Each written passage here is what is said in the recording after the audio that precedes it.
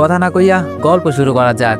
এতদিন নিজের ছেলে মেয়ের কোনো খোঁজ খবর নেয়নি, আজকে মেয়ের বিয়েতে নামের আগে মৃত বলাই পিতার পরিচয় নিয়ে এসেছেন।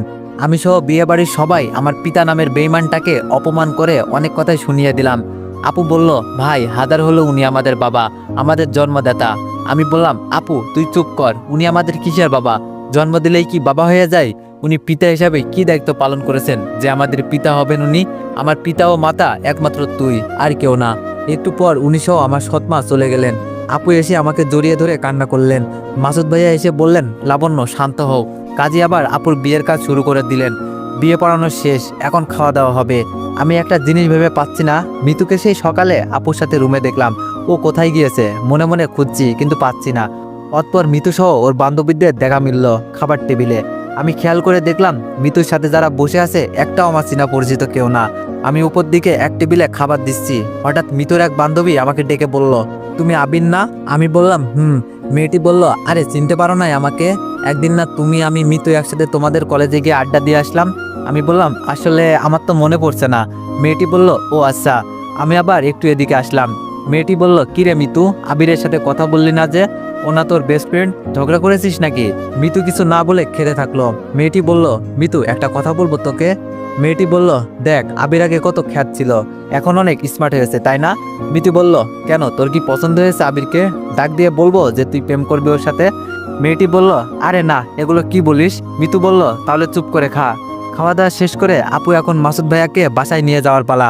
আমি শুধু ভাবছি আমি এখন বাসায় গিয়ে কি করব, কার সাথে গল্প করব, একা একা কিভাবে থাকবো? আমায় কে রান্না করে খাওয়াবে? কিছু না হতেই কে এসে ভাই ভাই করে ডাকবে? আপু অনেক কান্না করলেন, কিন্তু আমি চাইলেও আপুর মতো করে চিৎকার করে কাঁদতে পারলাম না। শুধু দু চোখ বেয়ে জল বেয়ে পড়লো। আমি আপুকে বিদায় দিলাম। একে একে সবাই হোটেল থেকে বিদায় নিল। আমিও বের হয়ে আসছি আর ভাবছি, আপু যখন মেয়ে হয়ে জন্ম নিয়েছে তখন তাকে পরের ঘরে একদিন না একদিন যেতেই হবে। কিন্তু আজ আমার মনে হচ্ছে আমি যেন আজ সত্যি এতিম হয়ে গেলাম। বাসায় এসে বসতে আপু ওর বাটন ফোনে ফোন দিলাম। অনেকক্ষণ আপুর সাথে কথা হলো। ও অনেক কান্না করলো। আমি কি বলে সান্ত্বনা দিব তার ভাষা খুঁজে পেলাম না। 2 দিন পর ওয়ার্কশপে সেলাই মেশিন কাজ করার সবাই আমাদের বাসায় আসলো। তারা বলল, বাবা 3 দিন হলো আমরা সবাই কাজ করতে এসে প্রতিদিন ঘুরে যাচ্ছি, তোমরা কি আর আমাদের দিয়ে কাজ করাবে না? আমরা কি ঠিকমতো কাজ করি না, নাকি আমাদের কাজে তোমাদের পোষাচ্ছে না? আমি বললাম, আসলে তা নয়, আমার আপুর বিয়ে হলো তো তাই আর কি। তারা বলল, ও আচ্ছা, লাবণ্য মামুনির বিয়ে হয়ে গেল, তা বাবা জামাই কি করে? আমি বললাম, দুলাভাই পুলিশ অফিসার। তারা বলল, ও লাবণ্য মামুনি ভালোই ভাগ্যবতী, তাহলে এমন একটা বর পেলেও। আমি বললাম, আপনারা বসুন একটু। আমি ওনাদেরকে একসাথে অগ্রিম বেতন দিয়ে দিলাম। ওনারা টাকা পেয়ে এতটা খুশি হবে আমি ভাবিনি। কেউ কেউ তো বলল, বাবা এতদিন যে আমরা গার্মেন্টসে নিজেদের হাড় ভাঙা পরিশ্রম করলাম, কোনো সময় ঠিকমতো টাকা পাইনি, আর তুমি আমাদের অগ্রিম বেতন দিয়ে দিলে, আমরাও আমাদের সর্বোচ্চ দিয়ে কাজ করব, কথা দিলাম। আমি বললাম, আচ্ছা তাহলে কাল হতেই আপনারা আবার নিয়মিত কাজে আসা শুরু করুন। ওনারা সবাই চলে গেল। আমি জানি তারা এসেছিল, তারা সবাই গরিব। 1 মাস পর তো ওনাদের বেতন দিতেই হতো, এখনই টাকা আছে তো দিতে সমস্যা কোথায়? তাই দিয়ে দিলাম, এতে ওনারা কাজ করতে ভালো উৎসাহ হবেন। ভেবেছিলাম নিজের ভাগ্যটা নিজেই লিখব, কিন্তু আপু এসে সাময়িকের জন্য আমার সাথে যোগ দিয়ে আমার সঠিক ও ভালো একটা পথ দেখিয়ে দিয়ে চলে গেল। যাক, নিজের ভাগ্য নিজেরই লিখতে হয় তা বুঝতে পারলাম। পরের দিন আমি সব কাজের দেখাশোনা করছি। আপু ফোন দিয়ে বলল, ভাই আজ 7 দিন হলো তোর সাথে দেখা হয়নি, আয় না আজকে আমাদের বাসায়, অনেক কাজ না হলে আমিই যেতাম ভাই। আমি বললাম, আচ্ছা আমি তাহলে বিকালে যাব। আমার যাওয়ার কথা শুনে আপু অনেক খুশি হলো। বিকালে আপুর বাসায় চলে গেলাম। আপুর রুমে যেতেই দেখলাম মিতু আর আপু বসে টিভি দেখছে। আমাকে দেখে মিতু তাড়াহুড়ো করে চলে গেল। মিতুকে চলে যাওয়া দেখে আমি বললাম, রাগলে অনেক সুন্দর লাগে। ও দাঁড়িয়ে গিয়ে কিছু বলতে যাবে কি, আমি আপুর হাতে মিষ্টি দিয়ে বললাম, আপু নে এগুলো রাখ। আপু বলল, ভাই বস তুই। একটু পরেই আপু আমাকে খাবারের টেবিলে নিয়ে গেল। আমি টেবিলে গিয়ে তাকিয়ে ভাবছি, এই বাড়িতে শুধু 2টা কাজের মানুষ, মাসুদ ভাইয়া, মিতু, আপু আর ওনার বৃদ্ধ বাবা আছেন, তাহলে টেবিলে এত রকমের খাবার কেন? আপু বলল, কি হলো বস? আমি খাবার টেবিলে বসতে ভাবি অনেক খিদে পেয়েছে, খেতে দাও বলতে বলতে মিতু আসলো খেতে। ও আমাকে দেখে আবার ঘুরপাক খেয়ে চলে যাবে কি? আপু বলল, কোথায় যাচ্ছ, এসেও খাবে না? মিতু বলল, পরে খাবো, আমার রুমে খাবার দিয়ে রেখো। মুখটা বাঁকা করে চলে গেল। আমি বললাম, দেখছিস আপু তোর ননদটা কেমন দেমাকি? আমি খেতে বসছি দেখে ও খেতে এসেও চলে গেল। আপু বলল, ওর কথা বাদ দে, তুই খা। আপু আমাকে অনেক রকমের খাবার দিল, যেগুলো আমার আজ অব্দি খাওয়া হয়নি। খাবার মুখে দিয়েই মনের অজান্তে চোখ দিয়ে জল আসলো। আপুকে লুকিয়ে চোখের জল মুছিয়ে বললাম, আপু রান্না অনেক স্বাদ হয়েছে। আপু বলল, তাই ভাই, খা তুই যত ইচ্ছে। খাওয়া দাওয়া শেষে ভাবছি আসলে আমার আপু অনেক ভাগ্যবতী, তাই হয়তো এমন একটা বাড়ির বউ হতে পেরেছে। খাওয়া দাওয়া শেষে আপুর রুমে গিয়ে টিভি দেখছি। একটু পর আপু আসলো, টিভির রিমোটটা নিয়ে সিরিয়াল দিল। আমি বললাম, কি আপু, তুই এই 4 দিনে সিরিয়াল দেখা শুরু করে দিয়েছিস? আপু বলল, আসলে ভাই আমি না, মিতু প্রতিদিন এসে আমার সাথে বসে সিরিয়াল দেখতো, ওর সাথে সাথে আমিও একটু দেখতাম আর কি। আমি বললাম, ও আচ্ছা, তা সে আসছে না কেন? আপু বলল, আসবে কি করে, তুই আসিস যে। ভাই শোন না, মিতু না আমার উপর অনেক খুশি হয়েছে। আমি বললাম, কেন আপু? আপু বলল, ওই যে অপু কেমন তা ও তো আমার জন্যই বুঝতে পেরেছে। ও একটু রাগী হলেও ওর মনটা অনেক ভালো রে ভাই। জানিস না সারাদিন আমার সাথে কত মজা করে। তোর ভাই অনেক রাতে বাসায় ফিরে ততক্ষণ আমার কাছে এসে বসে থাকে। ওর মনটা না অনেক ভালো। আমি আপুর দিকে তাকিয়ে মনে মনে বলছি, আপু তুমি তো মাত্র কয়দিন হলো ওকে চিনছো, আর আমার তো ওর সাথে কতদিনের সম্পর্ক। কিন্তু আপু হঠাৎ করে মিতুর গুণগান নিয়ে পড়লো কেন? আমি যে মিতুকে পছন্দ করি তাও জানতে পেরে গিয়েছে নাকি? সিরিয়াল দেখা শেষে আপু বলল, ভাই যাই, মিতুকে ওর রুমে খাবারটা দিয়ে আসি, তুই বস। আপু খাবার দিয়ে আসলে জানতে চাইলাম, মাসুদ ভাই কখন আসবে? আপু বলল, ওর আসতে রাত হবে, চল পাশের রুমে তোর থাকার ব্যবস্থা করা আছে। আমি আপুর সাথে গিয়ে শুয়ে পড়লাম। আপু চলে গেল। শুয়ে শুয়ে বলছি, মিসেস মিতু, তুমি যতই আমার থেকে দূরে সরে থাকার চেষ্টা করো না কেন, এবার থেকে 2 দিন পর পর এই বাসায় আসবো আর তোমাকে জ্বালাবো, দেখি তুমি কি করো। এই বাসায় আসার অধিকার এখন আমি পেয়ে গিয়েছি। একটু পর বাইরে মাসুদ ভাইয়ার গাড়ির শব্দ পেলাম। ভাই হয়তো এসে গেছে। আমি পাশের রুমে শুয়ে শুনছি। ভাই আপুকে বলছে, কই তোমার ভাইকে যে ফোন করে সকালে আসতে বললে ও আসে নাই? আপু বললাম, এসেছে। মাসুদ ভাই বলল, কোথায়, ডাকো শালাবাবু প্রথম আসলো বাসায়, একটু গল্প করি বসে। আপু বলল, ও পাশের রুমে ঘুমাচ্ছে। মাসুদ ভাই বলল, ও ঘুমিয়ে গিয়েছে নাকি, তাহলে ডেকো না। আপু বলল, না ঘুমায়নি, তোমার জন্য বসে থেকে থেকে এই মাত্র গেল। ভাইয়া আমাকে শালাবাবু বলে ডাকলেই আমি উঠে গেলাম। কিছু কথাবার্তা বলার পর উনি বললেন, কালকে তোমরা 2 জন আমার সাথে একটু থানায় যেও, তোমাদের আব্বু জেলে। আমি কিছু বলতে যাব কি, আপু বলে বসলো, আব্বু জেলে মানে কি হয়েছে আব্বুর? মাসুদ ভাই বলল, তোমার সৎমার উনার বাবা, তোমার আব্বুর দ্বিতীয় পক্ষ ছেলে মেয়ে রয়েছে জানতে পেরেছেন। তোমার আব্বু ওনাদের মিথ্যা কথা বলা ও সব গোপন রাইখা ওনাকে চোরের অপবাদ সহ আর কিছু মিথ্যা মামলা দিয়ে পুলিশে ধরিয়ে দিয়েছে। আপু মাসুদ ভাইকে বলল, তুমি আমার আব্বুকে জেলে দিতে পারলে? মাসুদ ভাই বলল, আমার হাত আইনে বাঁধা। আমি বুঝলাম না আপু এত অস্থির ও কান্না করছে কেন। ওনাকে জেলে দিয়েছে তো কি হয়েছে, উনি তো আমাদের কাছে মৃত, ওনার যেমন কর্ম তেমনই ফল পেয়েছে। আপুর কান্নাটা বেড়েই গেল। মাসুদ ভাইয়া ও আমি আপুকে সান্ত্বনা দিয়ে রুমে চলে আসলাম। পরের দিন সকালে উঠতেই মিতু আমার রুমে কফি নিয়ে আসলো। আমি তো পুরোই অবাক, মিতু আমার জন্য কফি নিয়ে এসেছে, ব্যাপার কি? আমি উঠে বলতে লাগলাম, সকাল সকাল ঘুম থেকে উঠে কার মুখ যে দেখলাম, মনে হয় আজকের দিনটা একদমই বাজে যাবে। কই দেখি তো আজকে সূর্যটা কোন দিকে উঠেছে।